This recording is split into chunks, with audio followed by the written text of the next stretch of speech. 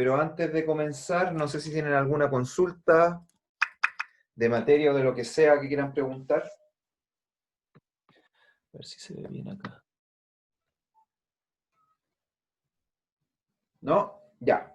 Entonces, bueno, lo que vamos a terminar de ver hoy día, básicamente habíamos visto todo lo que tenía que ver con corriente continua.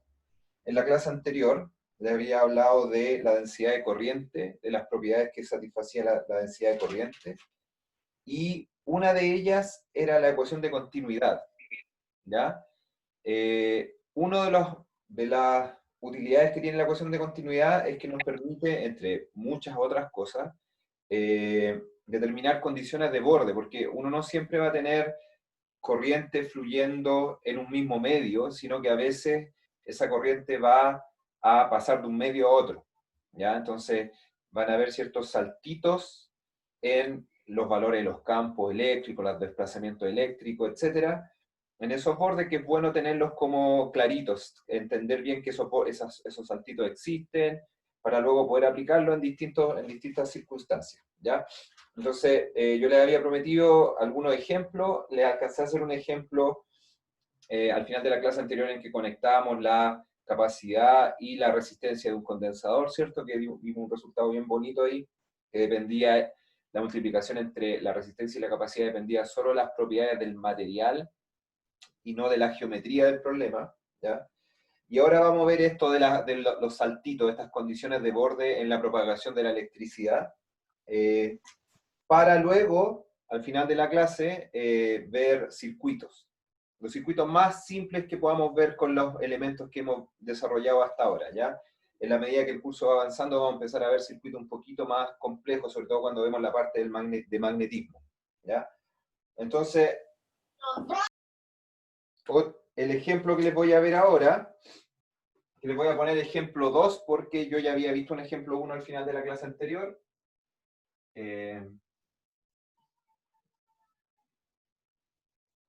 Consiste en lo siguiente, demostrar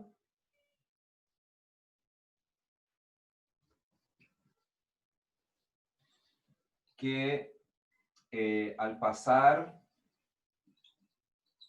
una corriente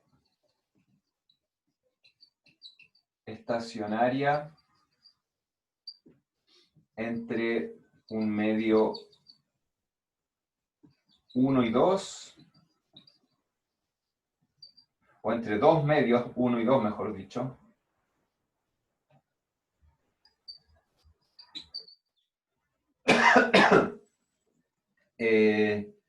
se tiene que cumplir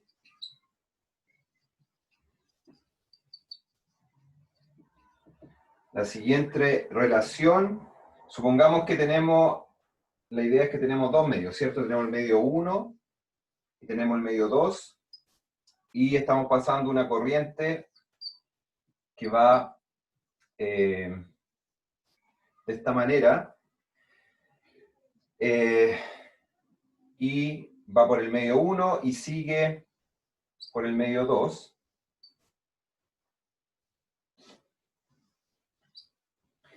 Entonces se tiene que cumplir la siguiente condición. El medio 1 va a tener constante dieléctrica epsilon 1 y conductividad G1, ¿ya?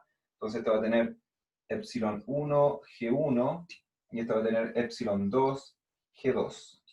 Entonces la relación que se tiene que cumplir es E1 sobre G1 por J1N, yo al tiro les digo lo que es J1N, menos epsilon 2 sobre G2 por J2N, tiene que ser igual a sigma libre. Voy a seguir con el enunciado acá, para que sigma libre sea constante. O sea, esta condición que le acabo de escribir, tiene que cumplirse para que sigma libre sea constante. Ahora, ¿a qué me estoy refiriendo con J1 o J2? Simplemente son las componentes de la corriente a lo largo de un vector normal a la interfaz que lo voy a dibujar acá, n tongo. ¿Ya? Entonces J1n es la componente de la corriente en el medio 1 proyectada sobre n tongo, y J2n es la corriente en el medio 2 proyectada sobre n tongo. ¿Ya? Entonces, si ustedes se fijan en este dibujo, hay una cosa interesante, que es que las flechitas que yo dibujé acá no van en la misma dirección. Es decir, si yo tengo una situación de una corriente continua en la cual yo tengo una densidad de carga libre en la interfaz, es decir, el sigma L que yo puse allá está aquí en esta interfaz. Entonces, esta es la densidad de carga libre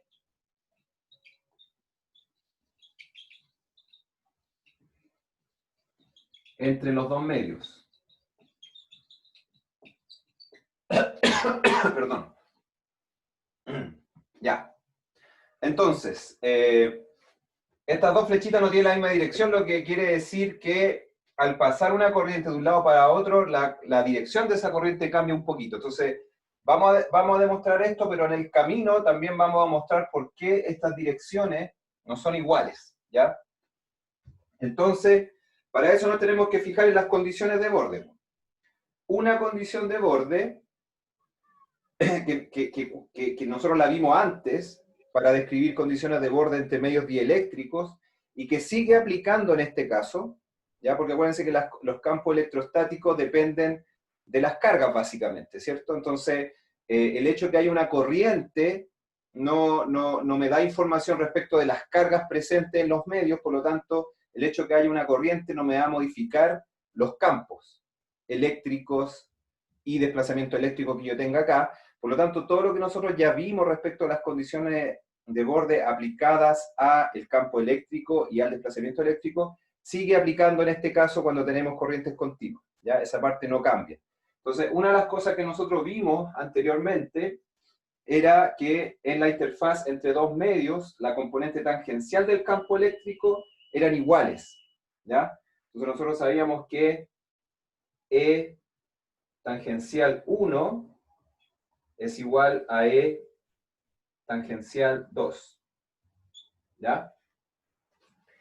Y eso al tiro me fija una condición respecto de las corrientes tangenciales.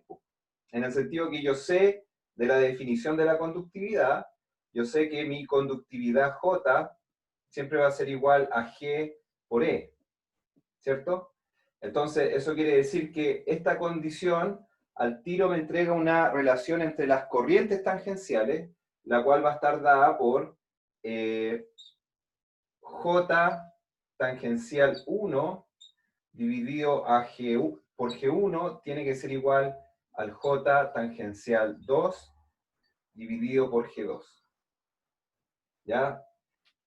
Eso al tiro me da una relación entre las J tangenciales que inmediatamente me hace pensar que por ahí tiene que ir la razón por la cual las direcciones cambian, porque yo voy a encontrar una relación entre los J tangenciales y los J normales a la superficie, y eso, al final de cuentas, me va a decir cuál es el ángulo que forman cada una de estas corrientes con respecto a n tongo, ¿ya?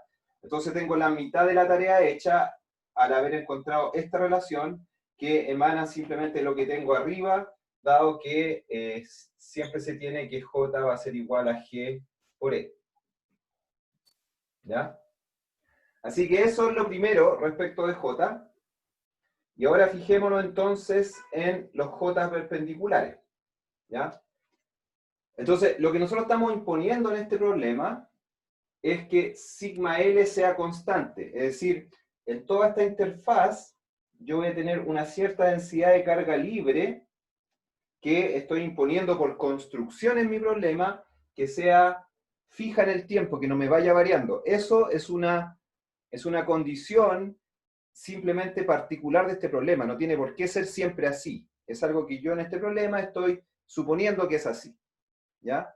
Estoy imponiéndolo de entrada. Entonces, una vez que yo tengo eso, yo puedo aplicar, para poder encontrar la relación entre las corrientes normales que vienen desde arriba y las de abajo, lo que se me ocurre inmediatamente sería utilizar la ecuación de continuidad, ¿cierto?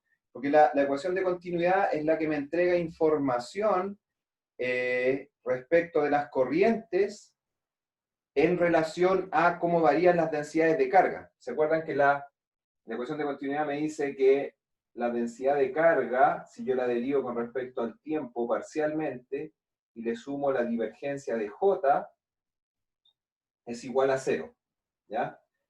Entonces, ¿se acuerdan que yo les dije, esta ecuación de continuidad para J básicamente lo que me dice es que la densidad de carga en un cierto punto del espacio siempre se va a deber a lo que la corriente que entra a esa zona del espacio y la corriente que sale de esa zona del espacio. Es decir, si yo tengo que la densidad de carga en una cierta zona del espacio aumenta en el tiempo, eso quiere decir que la corriente que está entrando a esa zona es mayor que la que va saliendo, ¿ya?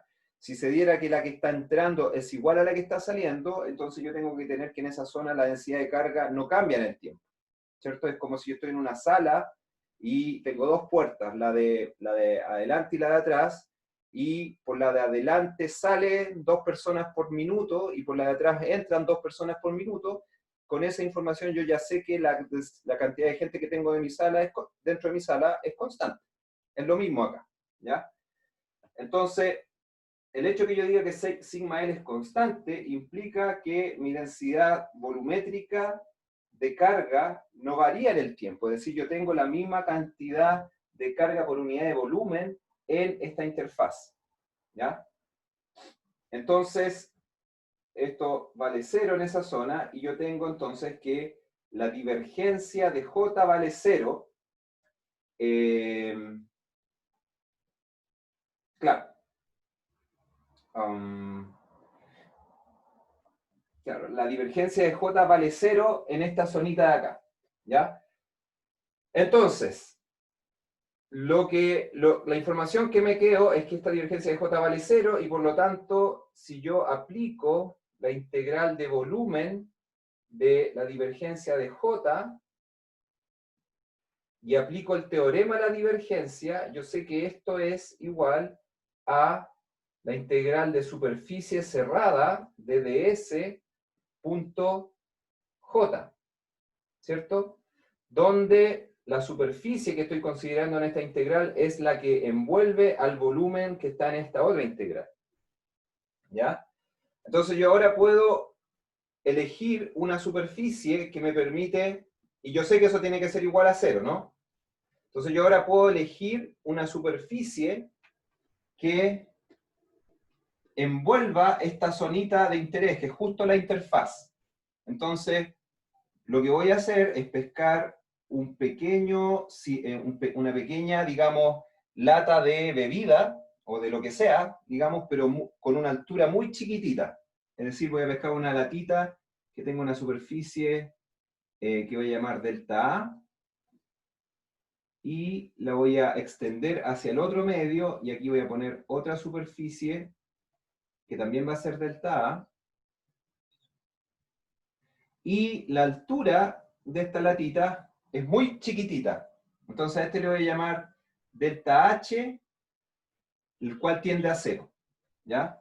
Entonces el H va a ser suficientemente grande para contener dentro de este cilindro la interfaz, que la voy a suponer muy pequeña, pero nunca va a ser infinitesimalmente pequeña. Cuando uno la piensa como algo infinitesimalmente pequeño, lo que está haciendo es modelarla como si fuese algo infinitesimalmente pequeño, pero en la realidad, esta zona es una zona con un ancho finito, ¿ya? Es decir, yo voy a tener moléculas acá que van a, de alguna manera, contener esta densidad de carga libre, ¿ya?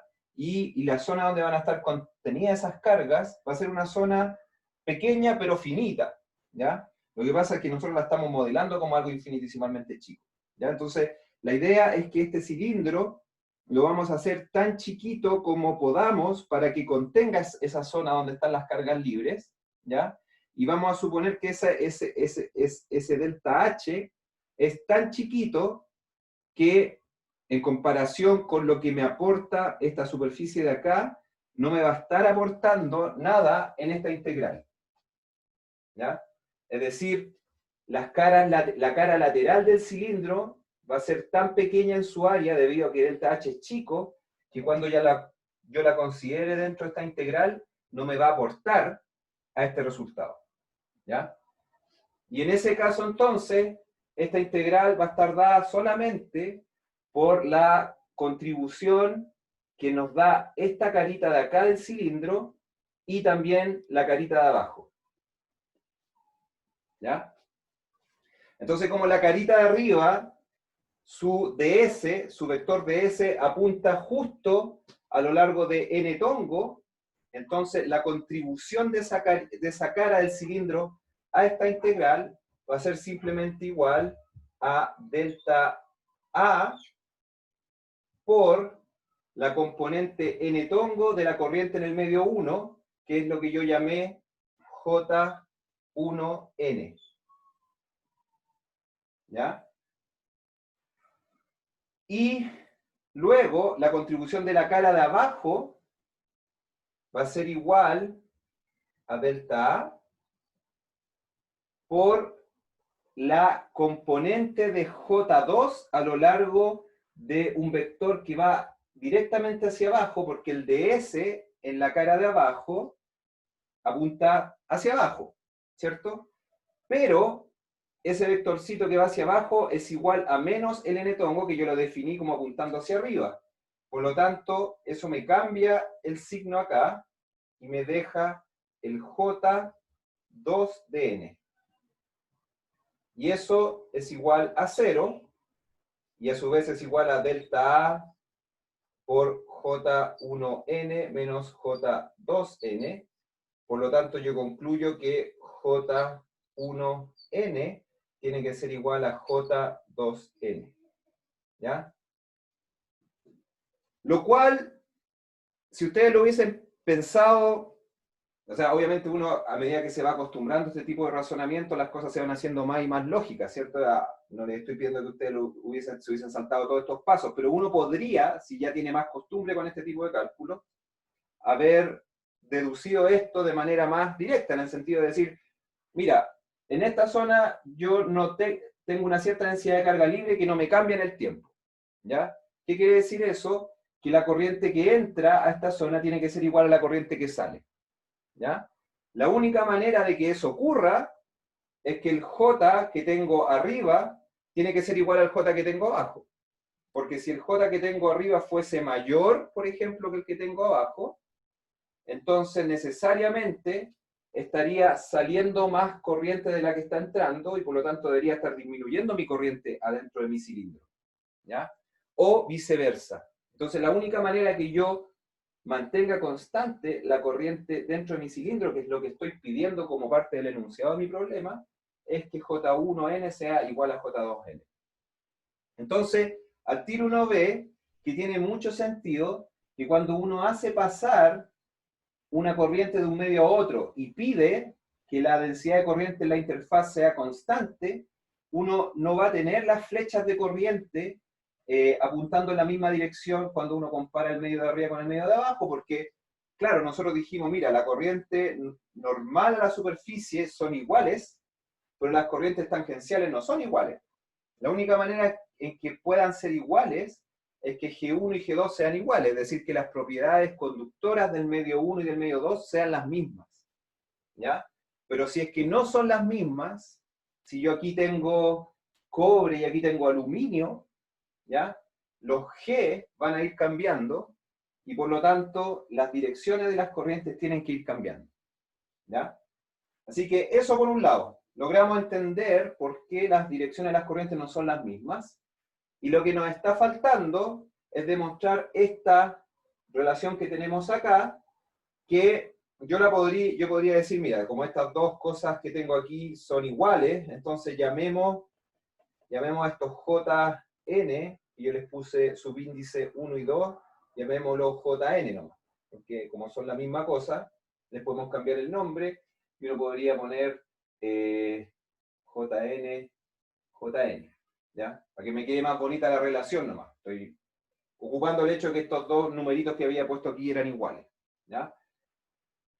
Entonces, demostremos que esto tiene que ser cierto. Entonces, yo dije, mira, sigma L tiene que ser constante, pero ¿qué otra relación puedo encontrar? Porque yo sé que las corrientes al final de cuentas están relacionadas a los campos a través de las conductividades, ¿ya? Y esta relación me relaciona, valga la redundancia, corrientes con densidad de carga libre. Entonces, una manera de llegar a una relación de este estilo sería ocupar la relación entre la densidad de carga libre y los campos, y luego usar la relación entre los campos y las corrientes para llegar a una relación como esta. Eso es lo que a uno se le ocurriría hacer, ¿ya? Y, de hecho, eso nos va a llevar a este resultado, y la manera de hacerlo sería entonces encontrar la relación entre sigma libre y los campos, y la relación más simple que hay es la relación entre el sigma libre y el desplazamiento eléctrico, porque se acuerdan que el desplazamiento eléctrico satisface una ley de Gauss que considera solo las cargas libres, ¿ya? Entonces, utilizando este mismo cilindrito, yo puedo decir que, bueno, les voy a recordar simplemente la ley de Gauss aplicada al desplazamiento, que me dice que la densidad de carga libre dentro de una cierta superficie es igual a la integral de superficie del desplazamiento, ¿ya? Que fíjense que es muy parecido a lo que teníamos acá, pero cambiando el J por el D, ¿ya? Entonces yo sé que la carga libre dentro de este cilindro es igual al sigma L por el delta A. Como no me han hecho ninguna pregunta, voy a subir el volumen por si me han estado haciendo preguntas. Tampoco hay chat. A ver, aquí me pareció algo en el chat. Todo bien, profe, ya. Estamos. Ok, entonces, el QL sería entonces sigma L por delta A, ¿cierto? Entonces sería delta A sigma L. Y esta parte de la derecha la hacemos de la misma manera que hicimos esta parte, pero cambiando J por D, ¿se acuerdan? Porque al final es lo mismo. Entonces nosotros llegamos a que la integral de ds.j era igual a delta A por J1D menos J2D, y del mismo modo, cambiando J por D, tendríamos que llegar a que esta integral sería delta A por D1N de 2N, ¿cierto? Entonces nos da delta A, delta A por D1N menos D2N. Se nos va el delta A y nos queda entonces que sigma L es igual a D1N sobre menos D2N, y ahí entonces nosotros nos vamos a acordar de la relación entre desplazamiento y campo eléctrico. ¿Se acuerdan que la relación entre desplazamiento y campo eléctrico era que D es igual a epsilon por E? ¿Ya? Entonces al tiro uno llega a que sigma L es igual a epsilon 1 por E1N menos epsilon 2 por E2N. ¿Ya? Y luego, ahora que ya tengo la relación entre sigma L y los campos, en este caso con el campo eléctrico en el lado 1 y en el lado 2, ahora puedo ocupar las propiedades conductoras de la materia para encontrar la relación entre sigma L y los J, porque yo conozco cómo se relacionan los J con los E, ¿ya? Y eso ya, ustedes yo me imagino que se manejan con eso. Voy a borrar esta parte del enunciado nomás, y la parte tangencial también. Y a lo que llegamos es que como J es igual a G por E, vamos a tener que sigma L es igual a E1 por E1N, que según esta relación tendría que ser igual a J1N sobre G1, ¿cierto? Menos epsilon 2 por E2N, que sería J2N sobre G2. Que es exactamente lo que encontramos. Ahora tenemos que usar solamente el hecho que J1N y J2N es lo que definimos como JN.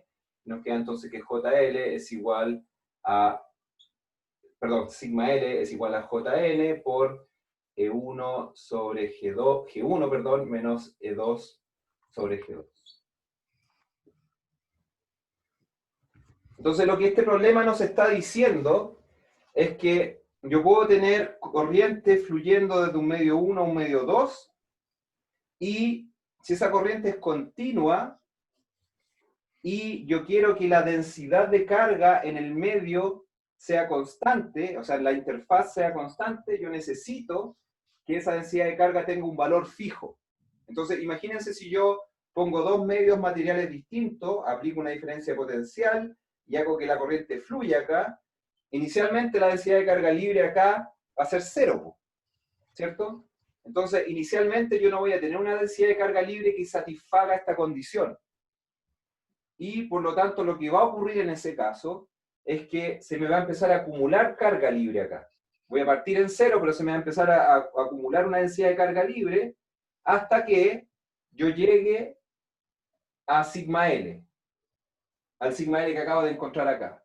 Cuando llegue a ese sigma L, entonces ya va a ser posible que lo que se me siga acumulando sea cero. Es decir, si sigma L llega a este valor, entonces sí se va a cumplir que sigma L es constante en el tiempo y por lo tanto ese va a ser el sigma L final. ¿Ya? Por lo tanto, nosotros resolvimos este problema suponiendo que sigma L era constante, pero lo que tenemos que tomar en consideración que ese sigma L constante es un estado final de evolución de nuestro sistema, ¿ya? Donde se cumple efectivamente que ya el sigma L deja de cambiar, pero eso no quiere decir que siempre fue así. Inicialmente tiene que haber habido un momento en que el sigma L era cero y se tuvo que construir esa densidad de carga lentamente en el tiempo, ¿ya? Pero como estamos en electroestática, nosotros no nos metemos con esa parte, yo no les pregunté cómo cambia en el tiempo, cómo es este sigma L en el tiempo, sino que básicamente les dije, supongamos que sigma L ya llegó a un estado estacionario, calcúlelo, ¿ya? Ese es el valor, digamos, que tiene el cálculo que acabamos de hacer.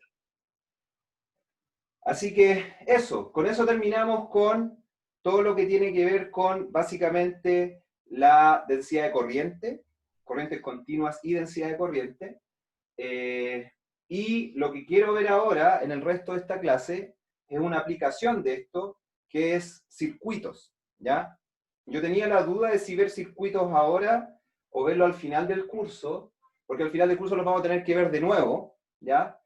Cuando hablemos de magnetismo, pero me quise ajustar, digamos, el programa justamente por el tema de la coordinación con las demás secciones, y además encuentro que tampoco está tan mal adelantarse un poco y ver circuito dos veces, porque así uno va un poco madurando las cosas de a poco, ¿ya?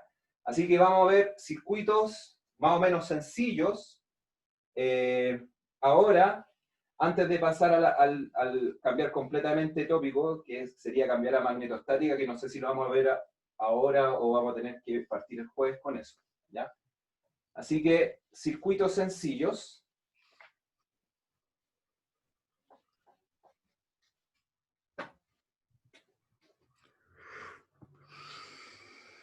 No sé si tienen dudas. Sí, una duda pequeña, profesor. ¿Ya? El vector densidad de carga J puede tener componentes tangenciales en el borde igual, ¿no? Claro, sí, pues sí. O sea, en principio, uno podría estar en el caso súper extremo en que el J va justo tangencial al borde, que no tiene ninguna componente perpendicular al borde. Entonces uno tendría un J1 acá y un J2 acá. Y en ese caso sería un ejemplo medio fome nomás, porque en el fondo, como no pasa corriente de un lado a otro, uno podría incluso pensar que estos dos medios están separados.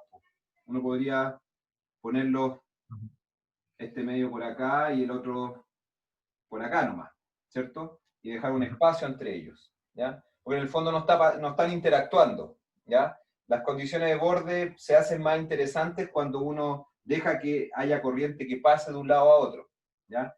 Y eso ocurre cuando los J tienen al menos una componente perpendicular. No tienen que ser puramente perpendiculares, pero tienen que tener, parte de ellos tiene que ser perpendicular, ¿ya? Perfecto, gracias. Ya, entonces lo que vamos a ver ahora son circuitos sencillos, en particular nos vamos a referir a las leyes de Kirchhoff. Acá.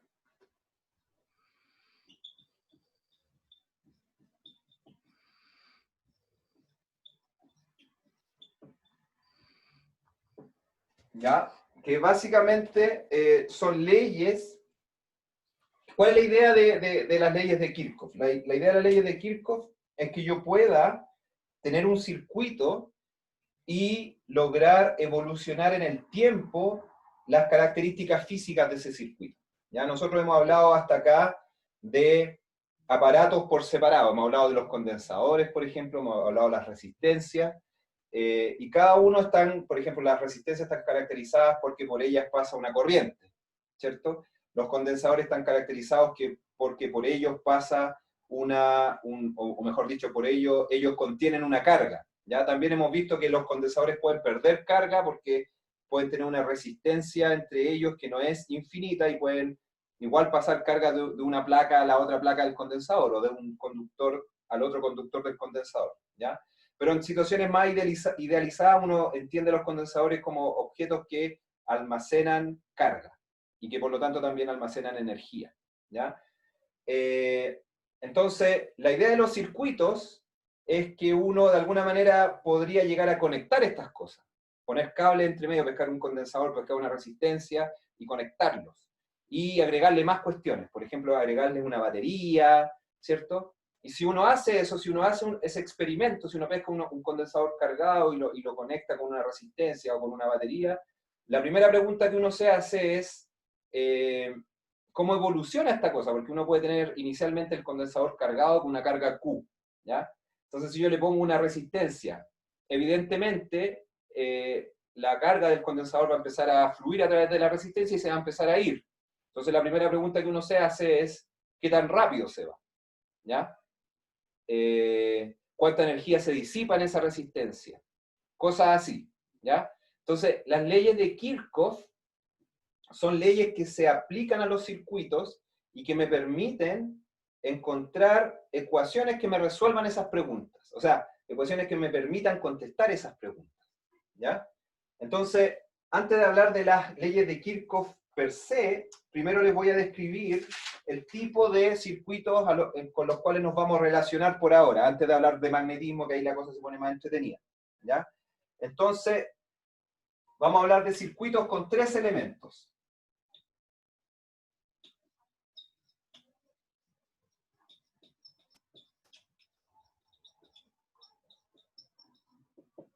El primero van a ser los condensadores.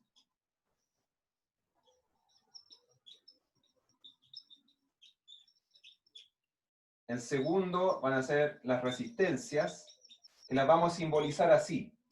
¿Ya? Estoy al tiro poniéndole los símbolos que uno ocupa dentro de los circuitos. ¿Ya? Entonces vamos a hablar de resistencias. Y el tercero que vamos a introducir ahora van a ser las baterías. Las baterías son bien entretenidas, no es nada, en el fondo no hay mucho que saber respecto a las baterías, excepto que son aparatitos que uno pone en los circuitos y que lo que hacen es fijar el voltaje, ¿ya? Fijar una diferencia de voltaje entre un extremo y el otro de la batería, ¿ya? Eso los vamos a simbolizar así, es como el símbolo es parecido al de los condensadores, en el sentido de que el condensador tiene como dos plaquitas paralelas, pero aquí son dos plaquitas paralelas, una es más grande que la otra, ¿ya? Esa es la diferencia principal en lo que tiene que ver con el símbolo, con los condensadores. Entonces, cuando uno vea este simbolito, uno va a entender que aquí hay una diferencia de potencial, donde la parte positiva, es decir, el lado de mayor potencial, va a ser la barrita larga, ¿ya? Es decir, aquí tenemos la parte positiva y aquí tenemos la parte negativa, ¿ya? Pero en términos de símbolo, no van a ver el más y el menos. Ustedes van a ver solo la barra grande y la barra chica y tienen que saber que la barra grande implica el potencial más alto, ¿ya? Entonces, acá uno sabe que va a haber una diferencia potencial, pero en los libros ustedes van a ver que la gente se refiere a esta diferencia de potencial como fuerza electromotriz, ¿ya? Entonces, acá va a haber un épsilon que se denomina fuerza electromotriz, ¿ya? ¿Por qué no se le llama simplemente voltaje o diferencia de voltaje? Porque la diferencia de voltaje puede ser positiva o negativa, hay una suerte de ambigüedad respecto del signo de la diferencia de voltaje, y cuando uno habla de fuerza electromotriz, se está refiriendo al módulo de esa diferencia de voltaje. Es decir, esto siempre va a ser positivo, va a ser una característica que siempre va a ser positiva, que define qué tan grande es la diferencia de voltaje que hay entre los extremos, digamos, de la batería, ¿ya? Y además, siempre, o la mayoría de las veces, en los circuitos uno va a ver una resistencia asociada a la batería, es decir, pegadito a la batería va a haber una resistencia que se le denomina R sub I o resistencia interna. Resistencia interna, ¿ya? Y esto simplemente está ahí para tomar en consideración el hecho de que las baterías tienen resistencia. Es decir, si ustedes pescan una batería y la conectan a una ampolleta, ¿cierto? Y generan luz, ustedes tocan la ampolleta y la ampolleta va a estar caliente, sobre todo si es una ampolleta, digamos, incandescente, ¿cierto? Pero si ustedes tocan la batería, también se va a calentar, ¿ya? Menos que la ampolleta, porque la idea es que no se caliente la batería. La idea es que lo que se caliente sea la ampolleta, porque eso es lo que me va a generar la luz, ¿cierto? Pero igual es inevitable que la batería por sí misma pierda energía. Y eso es porque tiene una resistencia interna. ¿Se acuerdan que nosotros vimos en la clase anterior que existe la ley de Joule, o sea, el efecto Joule, que si yo tengo una resistencia y paso una corriente por ahí, va a haber una potencia disipada, ¿ya? Entonces las baterías van a tener esta resistencia interna, ¿ya? Entonces nuestros circuitos van a estar por ahora conformados de estos tres elementos, ¿ya? Al final del curso vamos a agregar un cuarto elemento, que es las inductancias, que son elementos que existen y que generan diferencia de voltaje a través de ellos debido a las variaciones del campo magnético, que es una cosa bien chora, ¿ya? Pero no vamos a hablar de eso hasta que no hablemos primero del campo magnético, obviamente, ¿ya? Pero es bueno decirles de antemano que si uno tiene en estos circuitos campos magnéticos que cambian en el tiempo, uno también debería introducir ese efecto, porque las variaciones de campo magnético generan diferencias de voltaje, así como las baterías generan diferencias de voltaje, ¿ya? Pero eso simplemente para adelantar un poco las cosas, pero no con la intención de enredarlos, ni mucho menos, ¿ya? Entonces, estos tres elementos, y entonces lo que uno va a tener, básicamente como ejemplo, uno puede tener, no sé, una cosa, una batería acá, ¿cierto? Y aquí uno va a tener una resistencia interna, R sub I, aquí va a tener una fuerza electromotriz, y acá uno puede tener otra resistencia que uno le llama R1, después tiene acá un condensador que le llama C1, ¿cierto? Y aquí uno puede unir estas dos cosas y tiene otro condensador que le llamamos C2, y acá uno puede tener, no sé, otra resistencia que le llamamos R2, por decir algo, ¿ya? Entonces eso sería un ejemplo de un circuito. Y a este circuito uno le puede poner condiciones iniciales, puede decir, mira, acá en el condensador C1 yo tengo una cierta carga Q y una menos Q acá, y quiero que me digan cuánto vale la corriente que pasa por esta rama del circuito en función del tiempo, ¿ya? Eso podría ser una posible pregunta, ¿ya? Entonces, las leyes de Kirchhoff me van a dar las reglas, que son bastante lógicas, que no son reglas arbitrarias, sino que son reglas que tienen todo el sentido del mundo, las vamos a ver al tiro, que me van a permitir resolver la evolución de las cantidades físicas relevantes para este circuito, como la corriente, como la carga que está en este condensador, o la carga que está en este otro condensador, etc. ¿Ya?